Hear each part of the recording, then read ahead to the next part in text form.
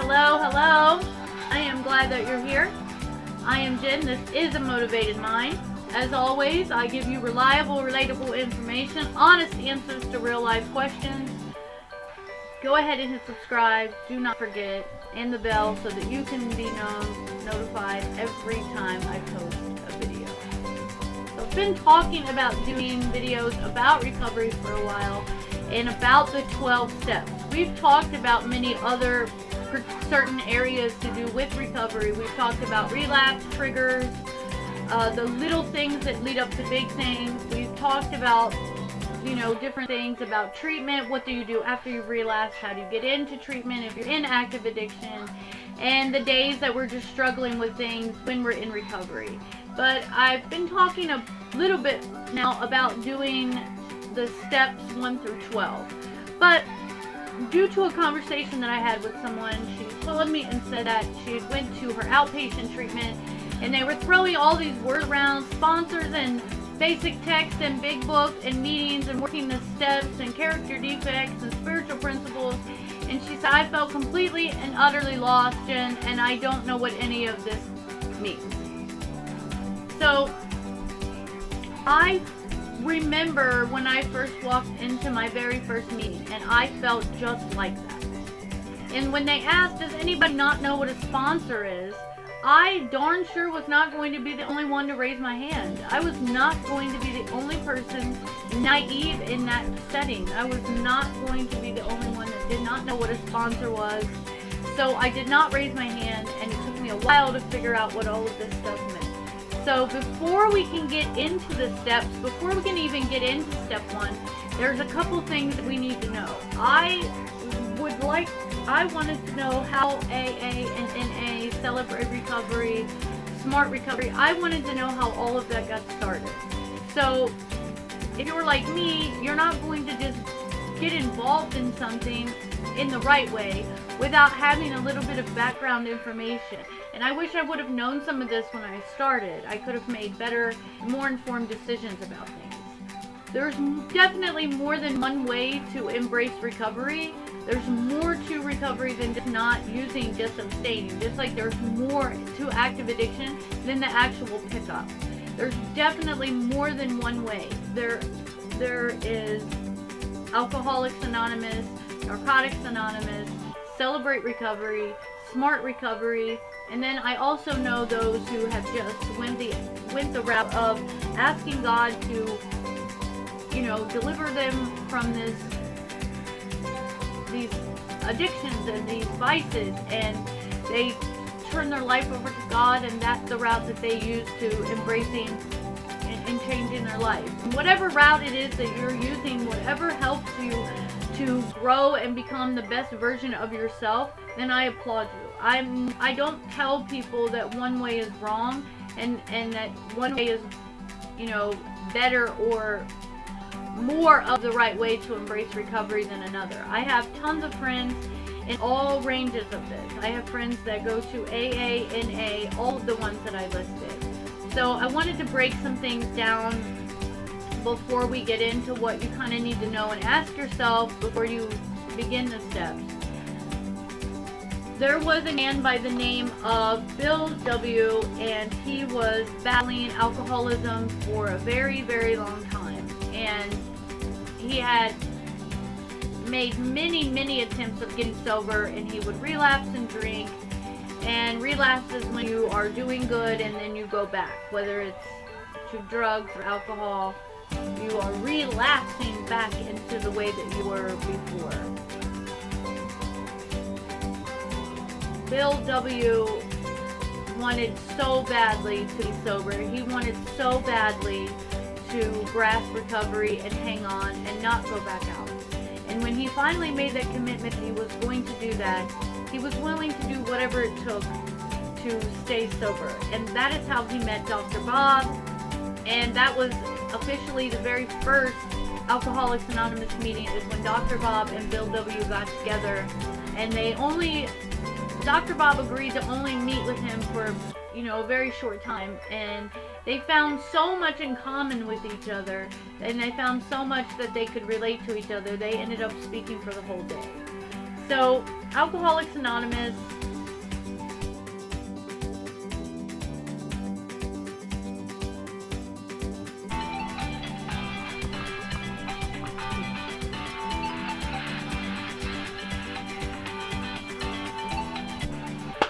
hello and welcome to A Motivated Mind with Jen Cole. I am Jen and I'm so glad you're here. We've been talking a lot about different recovery related issues lately, triggers, relapse, what to do if you've relapsed, how to cope with things so that you don't relapse, what to do if you are needing to go to treatment, what do you do right after you get out of treatment, things like that. About not giving up, about staying positive and motivated. I made a video a while back called One More Round. On the days that you just want to give up and quit are the days that you need to put your boxing gloves back on, get back in the ring, and go for one more round. And that applies definitely to recovery. Because if you're like me, then you have those days to where you just want to quit. You just want to give up. You just want to be done. You're feeling something you don't want to feel. And it's not just the bad emotions either. Sometimes the good emotions are kind of overwhelming too. We feel like we don't deserve happiness, or we don't deserve the things that we said we wanted to get when we got clean or sober. But now that they're going on, we really feel like we don't deserve them. I kind of wanted to do this originally, talking about the steps, break them down one by one. I thought about doing it either going backwards and starting at 12, going down to 1, or starting, the obvious way at 1 and going to 12 and talking about the spiritual principles of each step and breaking it down. But I kind of realized that when I thought back about when I very first got into recovery, that very first meeting that I went to, I had no idea about anything. Sponsors, step work, meetings, working the steps, spiritual principles, character defects. I had no idea what any of that meant. So I figured it would be a good idea to start from the beginning with Recovery 101. So, the very first time I went to a meeting, when they said, "Who here does not know what a sponsor means?" Nobody raised their hand, and so I wasn't about to be the only one there that did not know what a sponsor meant, not know what working the steps meant. I had no idea how to do any of that, but I definitely did not want to be the only one there that did not know. So I didn't raise my hand, and it left me with this big confusion block in my mind for a while. So I don't want that to be you. If you've just gotten out of treatment, or you're just beginning this whole recovery process, then I want to break these things down for you so that you don't feel lost like I did. First of all, there's more than just one way to be in recovery. There is Alcoholics Anonymous. I took notes so that I would not leave anything out. Alcoholics Anonymous was started in 1934, I believe. 1935.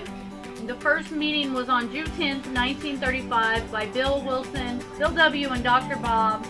Bill Wilson had been sober for a while and he felt like a relapse was coming, and he called up a minister, and he was already in the group of the Oxford group that started in 1931, but when he met Dr. Bob, they wanted a different approach to it that did not involve having to live by every principle from the Bible. While the steps are taken from the Bible, you don't have to believe in God to follow the 12 steps of Alcoholics Anonymous. And then after that, so that was in 1934. Then in 1953, Jimmy K started the very first Narcotics Anonymous meeting in California, and that was for the people that didn't feel like they could relate or belong with AA. They felt like they were different, or whatever the reason is. They started their own meeting, their own group, their own fellowship. And now we also have Celebrate Recovery, which their 12 steps are based from the Bible. They have accountability partners and steps their own recovery Bible and things like that. It's not changing the Bible, it just adds a recovery aspect to it. And then also something that I've recently looked into, and actually I really like this, it's called Smart Recovery. And the SMART in Smart Recovery stands for Self-Management and Recovery Training. And it's based on the scientific research of how to make better choices. Their fundamental teachings in Smart Recovery is this: if I choose that I'm not going to drink today, then I'm not going to drink today.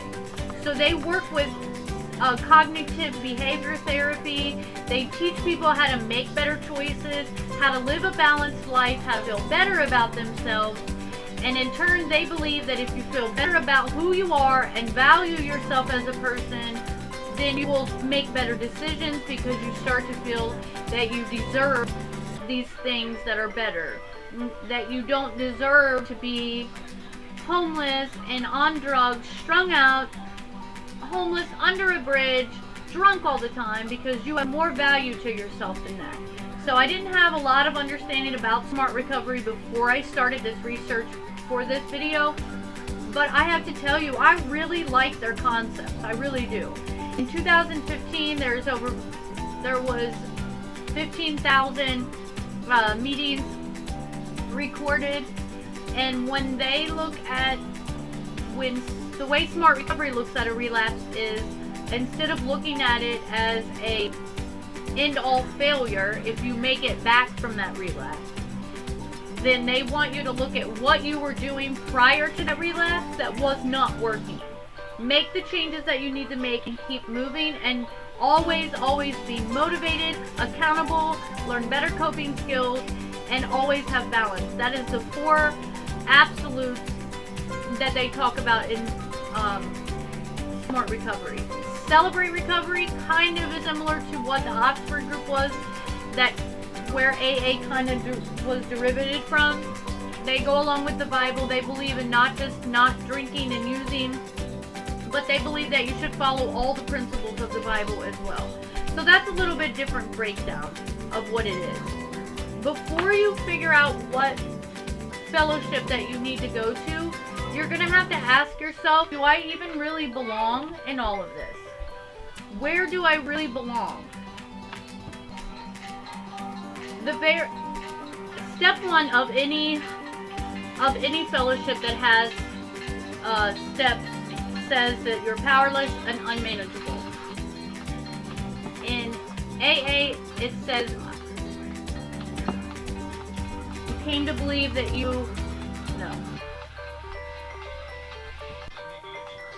that was the beginning of step 2. I'm sorry. Step 1 says we admitted that we were powerless over alcohol and that our lives had become unmanageable. You can replace alcohol with anything. In A.A., in the basic text of A.A., it says we admitted that we were powerless over our addiction. You can change whatever that is that's going on in your life. Replace alcohol with that. First and foremost, you have to ask yourself if you truly believe that you are powerless over this. What does powerless mean to you? What does that really look like for you? Not everybody has the same bottom. Not everybody's going to have the same definition and the same story of being unmanageable. Jamie Lee Curtis recently put out a video talking about her story of recovery, and she had what she calls a high bottom. She clearly never lived under a bridge. She didn't lose her children. As a matter of fact, she adopted more children. She wrote one of the best-selling children's books, all while she had an addiction to opiate pain medication. Your bottom, your definition of unmanageability cannot be the definition in comparison to somebody else's. Some people are able to wake up for a while and still go to work. Some people are functioning, outwardly functioning. But if you're waking up every day and before you're able to be a mom, a wife, a dad, a husband, before you're really able to function as a human, you have to have something that is in your hand that controls you. That's unmanageable. So I would tell you to sit down and make out a list of what that really means. What does it mean to be powerless? What does it mean to be unmanageable? What does it look like for you when you put that first one in you? What does it really look like? You're the only one that is going to really know exactly what you experience in your life every day, day in and day out. You're the only one that knows exactly what you feel when you look in that mirror. When you look in that mirror, are you happy with what you see? Are you proud of the decisions that you're making when nobody is around? Not what everybody thinks that you're doing. I don't want to talk about the face that you're putting out there for everybody. I don't want to talk about the mask that you're wearing, that everybody thinks everything is okay. I want you to take a look in the mirror and ask yourself if you're happy with what you feel and what you see, not everybody else.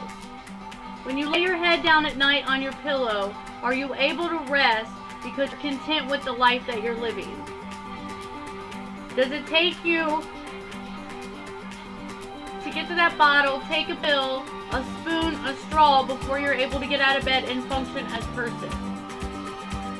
If you truly do not grasp that your life becomes unmanageable when you pick up, or that you're powerless after you pick up that first one, then there's no point in trying to start to work step one, because you haven't fully sold out to the fact that you can't drink or use anything like a normal person.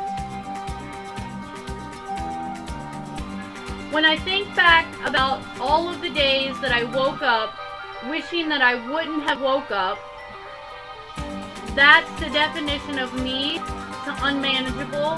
That's how I view powerless. When you are driven to do something that goes against your moral beliefs and what you really hold as your standards for how people should act, conduct themselves, how to live your life, when you are driven to do something that goes beyond and against anything that you would call good and moral, that's unmanageable. That's powerless in my mind. When you say today is the last day that I'm going to do something, and yet every single day you wake up and find yet another reason to keep using and keep doing that, that's powerlessness. I don't want, when people call me all the time, they call me and they ask me what to do about this or what to do about that, and when people call me and they ask me for help, or they say, Jen, I don't know what to do about this situation, and they begin to tell me about all of the stuff going on in their life and how this person said this and that person said that, I ask them this. Tell me what goes through your mind right before you close your eyes at night. What is going through your mind when you look in the mirror? That's going to tell you what's inside your heart. That's going to tell you what your life is really all about. Right before you close your eyes, if you're able to rest and sigh and be content with your life, then you're creating a life of peace. If fear runs over you right before you go to bed about what your morning's going to look like, it's unmanageable. We're all faced with a choice each and every day to make decisions that we're either going to be proud of ourselves for tomorrow, or we're going to regret. And sometimes we get caught up in a life to where our life is living us and we're not living our life. We're no longer in the driver's seat when we're in active addiction. You may think that you are because you are making things happen, and it's sad to say, and that's just the reality of it, is that we wake up with no money and we're sick and we don't know what to do, and we make moves and we make things happen, and then that's where our value and our self-esteem comes from, and we start feeling good about ourselves because we were able to do and make happen whatever it is that we had to make happen to get that one more. So then you start, without realizing it, becoming proud of yourself because you lied, proud of yourself because you stole, proud of yourself because you sold your body, proud of yourself because you put yourself in dangerous situations, because as long as you got to your goal and you had blinders on to everything else going around you, you had blinders on to consequences, blinders on to the dangers, blinders on to the fact that you're devaluing yourself on a daily basis. As long as you got to the end result and goal to not be sick, to get that drink, get that pill, that whatever it is, then you're proud of yourself for doing the things that you had to do. You're not saying it out loud like that. You're not saying, I'm going to lie today, I'm going to steal today, I'm going to sell my body today, I'm going to use this person today, I'm going to manipulate, I'm going to do this, this, and this. So we cover it up and we say, today I'm going to make things happen, I'm going to make some moves, I'm going to hustle, I'm going to do this. Because we don't want to admit what we're really doing. We don't want to admit what's really going on. We want to be able, I know what it is to be broken. I know what it is to feel like there's no hope, to feel like you've gone beyond grace. I know what that is. I know what it is to feel like surely there's no more room for me at the foot of the cross. There's no forgiveness for me. There's no mercy. There's no hope left for me. I've gone so far. I have fallen so far down. I'm so far past the point of grace and mercy. Why am I still continuing to wake up every day? If you are still above ground, then you still have a choice. If you woke up today, you have a choice to make tomorrow better than yesterday. But it starts with what you do today. What you ate yesterday doesn't keep you full today. You have to make your decisions for tomorrow today. If you are caught up in active addiction and you are running around hopeless, crying or you've numbed yourself so much now, you don't even feel anything to cry. You've just relapsed and people are asking you if you're okay, but you're still saying, I'm fine, I'm tired, or you're on the verge of relapsing, you're on the verge of breaking because you just can't handle anything else. You're so fed up, so tired, so frustrated, so wore out, so broken. You've been hurt by the very ones that were supposed to be there for you, and you're just about to break. And when people ask you if you're okay, we say we're fine, we're just a little tired.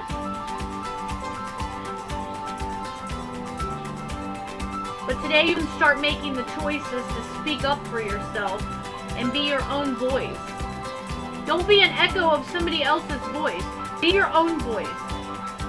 Decide today that your worth and your value as a person is enough to take the information that I gave you in the beginning about a fellowship, about a program. A sponsor is someone that you connect with on a different level. You reach out to them, you call them, and they help you work the steps. But you need a network of people. So on those days to where you are broken and you want to give up and want to throw in the towel, that they're there for you. We're not in this alone. We are in this together, and that's why I do these. Because somebody needs to hear that you're still worth love. Somebody needs to hear what it means. Somebody needs to know that you are still loved, that you are worth love, that you are worth more than the decisions that you've made.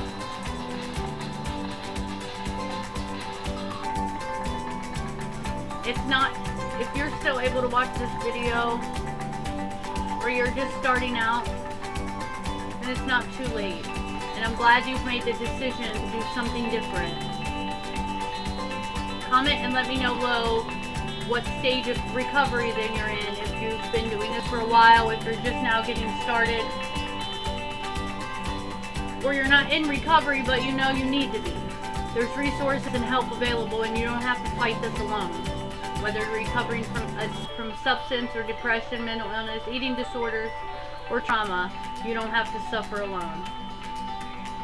Thank you for watching today. I'm so glad that you were here. If you haven't already, please subscribe.